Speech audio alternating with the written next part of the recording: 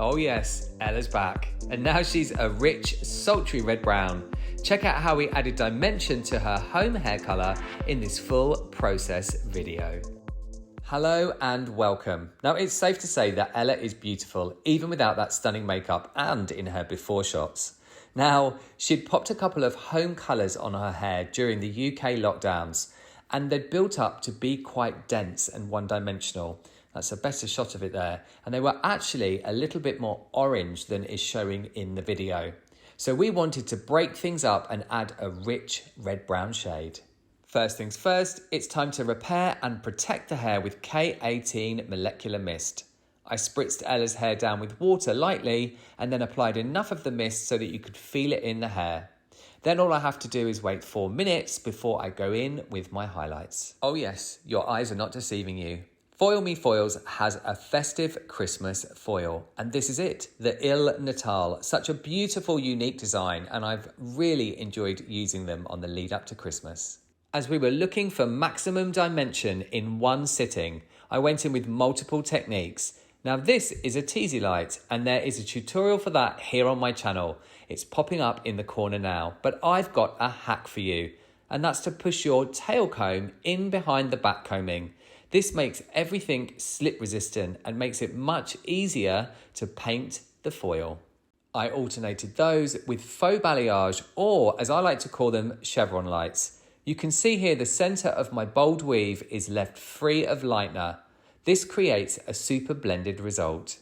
Once the back and crown was finished, I worked onto the face frame, and you can see here a super tiny baby teasy light. I worked those in between all of my other highlight sections. This is to give as much of a pop of colour to the hairline as possible. And here's a look at the finished application. A mixture of those teasy lights, the chevron lights, and plenty of tipping out. I want to create more lightness on the ends to give a natural result.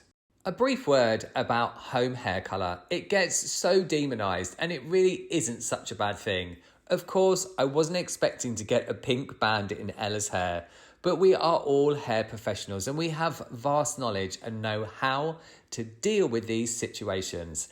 Home hair colour is no big deal. Okay, it's time for another highlighting hack. Once the back foils were ready and rinsed, I covered the remaining foils with some cling wrap. Then you've got the incubation of the body heat from the foil and the cling wrap. Simple but really effective. It's almost time to tone, but first some K18 leave-in molecular mask. Just a pump and a half here, you can just see it there in the distance. I've been finding this a really great way to get fantastic toning results, even out porosity and get those tangles out. A swift look at the untoned rough-dried result. You can see here some lightness at the root, but maximum lightness where we want it on those mid-lengths and ends. Now it's time to tone, and I'm doing a zone tone for which I'm using Shades EQ Gloss. A zone tone means a deeper root, a lighter mid and a lightest end. This creates maximum dimension.